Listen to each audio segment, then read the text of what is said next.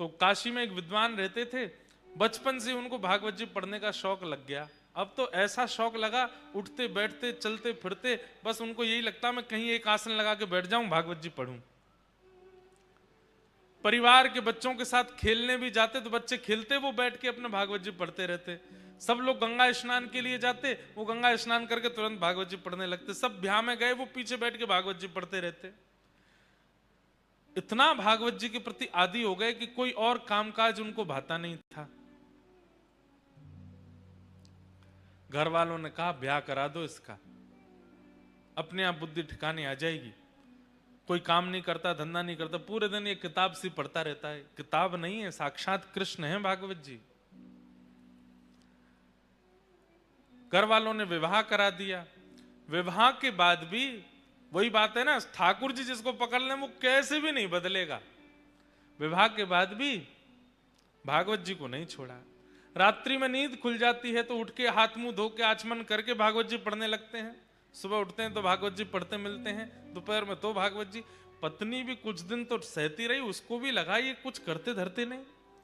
एक दिन पतिदेव से कहा गृहस्थ आश्रम में आ गए हैं, थोड़ा कुछ कार्य धंधा भी किया कीजिए। देवी हम आपसे एक सत्य बात कहें। बोले क्या? हम और सब कामों में नालायक हैं, नहीं कर पाएंगे। आप देख लो, कुछ आपको भाई तो कर लो घर चलाने के लिए, हमसे नहीं होगा। आजकल की कन्या होती तो छोड़ के ही चली गई होती, पर पुराने भारत के बोले अब क्या करें, हम ही कुछ करते हैं। तो वो घर घर जाती, भोजन बनाती और उससे जो वेतन मिलता उससे घर चलता था। पतिदेव कुछ नहीं करते। चलने लगा घर, 2-3 बालक भी हो गए, लेकिन भागवत जी के प्रति मोह घटा नहीं।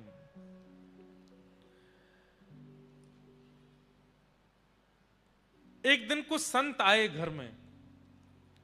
अब इतनी कमाई तो होती नहीं थी पत्नी की, थोड़ी बहुत होती थी जिससे कि बच्चे और ये लोग प्रसाद पा लेते थे। आज का प्रसाद पा लिया, नया राशन शाम को लेके आना था बाजार से। उसी बीच में संतों की टोली आ गई। और प्राचीन भारत में संत जन बता करके पूछ करके नहीं आते थे, बस आ जाते थे। और द्वार पर आकर के बस प्रार्थना भी नहीं, द्वार पर आकर के बस कहते थे कि हम इतने संत हैं, हमारी व्यवस्था करो। अब घर, उस समय के भारत के लोग पूछते भी नहीं थे, व्यवस्था करते थे। संत आए, संत आ गए, आकर के घर में बैठ गए। पत्नी ने प्रणाम किया, पतिदेव भी आए, प्रणाम किया दोनों ने। बोले भगवान बड़ी कृपा। बोले हम 12 मूर्ति संत हैं, अयोध्या से आए हैं काशी दर्शन करने। आपके घर के बाहर तुलसी वन देख करके, गैया देख करके हमको लगा कोई विप्र ब्राह्मण हैं, हम 12 संत प्रसाद पाएंगे, तैयारी करो। अब पत्नी दौड़ी रसोई में, पीछे से ब्राह्मण देवता भी आए, देवी बनाओ। बोले कहां से बनाए, सब तो खत्म हो गया, राशन लेकर के आना है। तो बोले 2 पैसा ले आए राशन। बोले कहां से दें, सब खर्च हो गया इस महीने का, इस महीने की पगार अभी मिली नहीं, कल मिलेगी, फिर राशन आएगा, फिर बनेगा। पत्नी तो व्याकुल हो गई, मैं हमेशा संभाल लेती हूं, इस बार आप संभाल लीजिए कुछ। अब पतिदेव बोले देवी तुम तो जानती हो हम तो कुछ करते धरते नहीं, हम पे तो 1 रुपया भी नहीं है, कैसे हम कैसे संभालें, कुछ तो कीजिए। कहीं से भी संतजन बैठे हैं, इधर जामे उधर जामे सब, लेकिन कोई व्यवस्था नहीं बनी। बहुत देर हो गई तो संत समझ गए कि यहां कोई व्यवस्था नहीं है, संकोच में ये हमसे बोल नहीं रहे हैं। संत जन अपने आसन लेके उठ गए, बोले बिटिया फिर कभी आएंगे, आज के लिए जय सिया राम कह करके चले गए। लेकिन आज इतने वर्ष बाद आज उसको बड़ी ग्लानि हुई और अपने पति से लड़ने लगी। आज आप भी अगर कुछ काम धंधा कर रहे होते तो घर की इतनी बुरी स्थिति नहीं होती। मैं घर घर जाती हूं, रोटी बनाती हूं, पगार मिलती, घर चलाती हूं, बच्चों को पढ़ाती हूं। अगर आप भी कुछ कर रहे होते तो कम से कम इतनी व्यवस्था तो होती कि कभी संत महापुरुष आ जाएं तो प्रसाद पवा दें। बस पूरे दिन भागवत जी भागवत जी भागवत जी। अरे बचपन से अब तक आप इतना भागवत जी का अध्ययन करते आए हैं, क्या दिया भागवत जी ने हमको? कुछ भी तो नहीं। आप कहते हैं इनको किताब मत बोलो, पुराण मत बोलो, ग्रंथ मत बोलो, कृष्ण है। कृष्ण है तो देते क्यों नहीं कुछ भी? इतना जीवन आपने समर्पित कर दिया, अपनी पत्नी का ध्यान नहीं रखते, बच्चों का ध्यान नहीं रखते, अपने पूरे खानदान का ध्यान आप नहीं रखते, पूरे दिन वो कृष्ण रूपी भागवत में लगे रहते हैं। क्या दिया भागवत जी ने हमको? जिस घर से संतों को भूखा जाना पड़ता हो, ऐसे घर में भागवत जी को मैं कृष्ण नहीं मानती। देवी ऐसा मत बोलो, तुम अभी जानती नहीं, वो साक्षात श्री कृष्ण है। मैं जब अध्ययन करता हूं मुझे नृत्य करते हुए, बोलते हुए श्री कृष्ण दिखाई देते हैं। तो ऐसा है, फिर आज एक काम कीजिए। बोले क्या? अपनी उठाइए भागवत जी और चले जाइए, घर में संभाल लूंगी, बच्चों को मैं संभाल लूंगी, सर्वस्व आपकी भागवत जी हैं। जिन भागवत जी के कारण हमारे पति की स्थिति ऐसी, संतों को भूखा जाना पड़े, मैं उनको घर में नहीं रखने दूंगी। इतनी बड़ी बात हो गई। पत्नी के इतना बोलने पर पतिदेव बोले, दुनिया कृष्ण को घर में बुलाती है, तुम घर से निकाल रही हो। देवी इससे ज्यादा अब मैं सुन नहीं सकता, अब तुम रहो अपने बच्चों के साथ प्रेम से, मैं चलता हूं। अपनी पोथी उठाई और रोते बिलखते, ब्राह्मण देवता मेरे कृष्ण हैं, मेरे ठाकुर जी हैं, हृदय से लगा करके निकल गए। गंगा के तट पे जाके बहुत रोए, बोले मुझे कुछ भी बोल देती, मेरे को मार भी दे, पीट भी दे, मैं सह लूंगा। हे ठाकुर जी, हे भागवत जी, आपके लिए क्यों कहा? जब रोने लगे वो ब्राह्मण देवता, भागवत जी को हृदय से लगा के, ठाकुर जी से सहन नहीं हुआ। ठाकुर जी मन में विचार करने लगे, भैया ये 40-41 वर्ष के हो गए ब्राह्मण, और जब से इन्होंने होश संभाला तब से केवल भागवत जी का ही अध्ययन किया, भागवत जी का ही पाठ करते हैं, कुछ काम कुछ भी नहीं, सब कुछ मुझे अर्पित कर दिया, और आज भागवत जी के लिए 2 शब्द गलत सुन के घर से ही निकल गए। मैं जाऊंगा। और काशी में छोटे से गोपाल जी प्रकट हो गए, और प्रकट होकर के ऊंची धोती पहन करके, सिर पर बढ़िया स्वाफा बांध करके, और बढ़िया कजरारे नेत्र हैं ठाकुर जी के, हाथों में कड़ूला पहने हैं, पैरों में सुंदर पाजेब पहनी है, कमर में करधनी पहनी है, गले में कंठा और एक सुंदर बगनखा पहना है, कानों में छोटे छोटे सुंदर हीरे के मोती हैं। ऐसी अद्भुत छवि ठाकुर जी की, लेकिन अपने सिर पर डलिया लेकर के कुछ बेचने वाला व्यक्ति होता है, ऐसे बन करके निकले। लेकिन सब इनको देख करके आश्चर्यचकित हो रहे हैं। क्यों? बोले भैया रोड पर कुछ सामग्री देने वाले व्यक्ति के रूप में इतना आकर्षण, वस्त्रों में इतना आकर्षण, चाल ढाल में इतना आकर्षण, ये तो बिल्कुल ललित गति, टेढ़ी मेढ़ी सी चाल, और ऐसे सुंदर सिर पर डलिया लेकर के, और बढ़िया स्वाफा सिर पर बांध के, एक स्वाफा कंधा पर डाल के, पसीना पहुंचते भय, और चल रहे हैं। जो देखे वही इन पर लुभा जाए। पहुंच गए ब्राह्मण के घर पर, दरवाजा खटखटाया, पत्नी ने जैसे ही द्वार खोल करके देखा, छोटे से गोपाल जी, गदमदरा से हाथ, गदमदरा से पाम, नेक सो पेट निकरो भयो है, गले में सुंदर हार पहने हैं, हाथों में सुंदर मणि के सुंदर कड़ूला पहने हैं, सब चमक रहे हैं। देख करके वो भी आश्चर्यचकित, इतना प्यारा बालक, इतना सुंदर श्रृंगार करके ऐसे घूम रहा है। कहो बालक, तुम्हारी माता जी कहां है? कहां से आए हो? और इतने से तुम हो, और इतनी बड़ी डलिया भारी सिर पर लेके कहां घूम रहे हो? क्या चाहिए? देखो खाने पीने की वस्तु तो मेरे पास नहीं है, जल पिला सकती हूं। ठाकुर जी खड़े खड़े देख रहे हैं, और तुम इतने प्यारे हो, इतने सुंदर, माँ ने अकेले कैसे छोड़ दिए? कहां है तुम्हारी माता जी? तो ठाकुर जी उसको इशारा करते हैं, हम पे बोलना नहीं आता। अच्छा गूंगे हो? ठाकुर जी बोले, अच्छा गूंगे हो, कुछ लिखने को दूं? लिख के बताओगे? बोले हाँ। लिखने के लिए कुछ दिया, तो ठाकुर जी उस पर लिख रहे हैं। क्या लिखे? बोले आपके पति जो हैं उनका मैं सेठ हूं,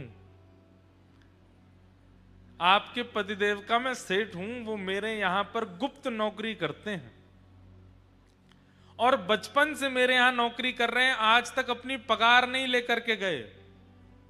आज मुझे कैसे भी करके पता चला कि उनको धन की बड़ी आवश्यकता है, तो 12 वर्ष की आयु से लेकर के 41 वर्ष की आयु तक उन्होंने जितना भी मेरे यहां कार्य किया उसकी जो पगार होनी चाहिए वो सब लेकर के आया हूं, आपके द्वार पर रख करके जा रहा हूं, उनको दे दीजिएगा। ऐसा कह करके लिख करके उसको पकड़ा दिया।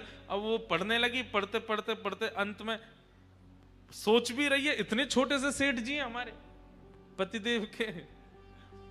जैसे देखा तो डलिया रखी है, ठाकुर जी तो अंतर ध्यान हो गए वहां से। डलिया के ऊपर से जैसे ही वस्त्र हटाया, ऐसी ऐसी मणियां रत्न आभूषणों से जड़ित, और इतने सुंदर सुंदर उसमें स्वर्ण के आभूषण, मणियां, हीरे जवाहरात सब चमक रहे हैं। अरे काशी के नरेश के पास भी इतनी संपत्ति नहीं होगी जितनी संपत्ति और बहुमूल्य मणियों को देख करके वो बालक गए। पत्नी की तो आंखें खुली रह गई, बोले कि पतिदेव इतनी बड़ी नौकरी करते थे, आज तक नहीं बताया। डलिया उठाने लगी तो उठी नहीं, बच्चों को बुलाया, 3-4 बच्चे स्वयं लगे तो जैसे तैसे खिसका के भीतर लाए। इतनी धन संपत्ति देख करके पत्नी तो बड़ी व्याकुल हो गई। छोटे वाले बालक को भेजा, जाओ पिताजी को ढूंढो, गंगा के तट पर होंगे, उनसे कहो जल्दी आमे लौट करके, माँ ने बढ़िया पकवान बनाए हैं घर में। बालक दौड़ा दौड़ा गया तो वहां पर भागवत जी का पाठ कर रहे थे, अश्रुबिंद गिर रहे हैं। पिताजी जल्दी घर आइए, मैया ने बहुत सुंदर पकवान बनाए हैं आपके लिए, वो प्रतीक्षा कर रही हैं, आप पाएंगे तभी पाएंगे, जल्दी आ जाइए। ब्राह्मण देवता सोचने लगे, लड़ने के बाद पकवान कौन बनाता है घर में? हमको घर से निकाल दिया, इतना सब कुछ बड़ा बुरा बोल दिया, और सुबह संतों को पवाने के लिए एक फूटी कौड़ी नहीं थी, अब पकवान बनाए हैं। चलो भागवत जी का पाठ पूर्ण करके हृदय से लगा के गए। लौट करके घर जैसे ही आए, द्वार खटखटाया। इतने में तो पत्नी उसमें से कुछ स्वर्ण लेकर के बढ़िया साड़ी आड़ी खरीद के बढ़िया सुंदर तैयारियां करके आ चुकी घर पर, पूरा घर सजा दिया। जैसे ही द्वार खुला, अपनी पत्नी को इतने सुंदर वेश में देख करके ब्राह्मण देवता, अच्छा गलती से आ गया हूँ, कोई और घर है शायद आगे वाला होगा। पत्नी बोली, अरे यही मैं ही हूं, कहां जा रहे हैं? देवी तुम हो? इतनी गोरी पहले तो नहीं लगी थी, इतना बढ़िया वस्त्र पहले तो नहीं पहना, कहां से आया? बच्चे आए निकल करके, वो भी बढ़िया सुंदर सुंदर धोती कुर्ता पहन के, तो बच्चों को देख के बोले, ये कहां से लाए हो? मैं तो आज इतने वर्ष हो गए, एक एक 2 कुर्ताओं में पूरा जीवन निकाल दिया, कैसे आया भाई, ये कौन करके गया ये सब? पत्नी बोली, ज्यादा होशियार मत बनिए, सारी पोल पट्टी खुल गई है आपकी। बोले क्या पोल पट्टी? बोले आपकी नौकरी वोकरी के बारे में सब पता चल गया हमको। पतिदेव बोले, कौन सी नौकरी, हम कुछ नहीं करते। अच्छा आओ भीतर आओ। भीतर ले जाकर के डलिया रखी थी कमरे में, खोल के दिखाया, देखिए रत्नों की चमकाहट देख करके बोले, देवी कहां से चोरी करके लाई हो? बोले चोरी नहीं करके लाई हूं, आपका मालिक आया था, गूंगा मालिक। और एक बात बताइए, इतना छोटा, हमारे बच्चों से भी छोटा था वो, उसको मालिक, लेकिन क्या सुंदर उसका वर्ण, आहा क्या कड़ूला पहने थे, सिर पर क्या सुंदर पाग बंदी थी, उस पर मोती के हार, गले में कंठा, कौंधनी, पैरों में पाजेब, थोड़े थोड़े नील वर्ण के सा अंग। अब ये पत्नी बोलती जाए और पत्नी, ठाकुर जी का चिंतन पतिदेव के चित्त में आ रहा है कि निश्चित ठाकुर जी आए। देवी तुम्हें कैसे पता? उन्होंने बताया। बोले कि लिख के दे के गए हैं। जब बोले मुझे दिखाओ कहां लिखा है। पर्चा दिया तो पत्र देखा, उसमें जितनी लिपियां थीं वो लिपियां देखते देखते वो आपस में मिलने लगी, और मिलते मिलते मिलते मिलते वो समस्त लिपियां एक आकृति बनाती हैं, और उस आकृति में नन्हे से गोपाल जी सिर पर डलिया रखे ऐसे खड़े हैं, वो एक आकृति प्रकट हो जाती। नेत्र सजल हो गए, बेहोश हो गए ब्राह्मण देवता। होश में आए तो रोने लगे। देवी वो कहां गए, कहां चले गए, मुझे बताओ ना। अरे सेठ जी हैं, तुम्हें तो पता होगी कहां है। अरे वो सेठ मेरे नहीं है, पूरे विश्व के सेठ हैं। साक्षात ठाकुर जी आए थे।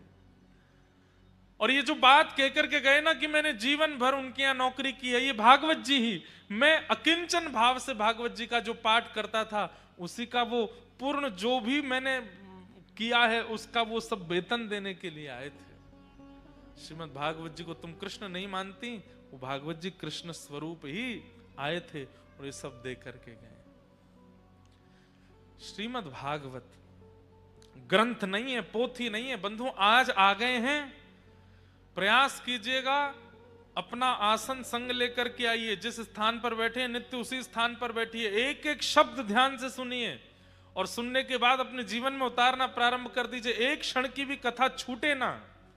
आप अनुभव करेंगे 8वें दिन से ही स्वप्न में, अनुभव में, किसी कृपा से ठाकुर जी की अनुभूति होने लग जाएगी। भागवत जी की ऐसी कृपा है। श्रीमद् भागवत साक्षात कृष्ण की प्राप्ति कराती है।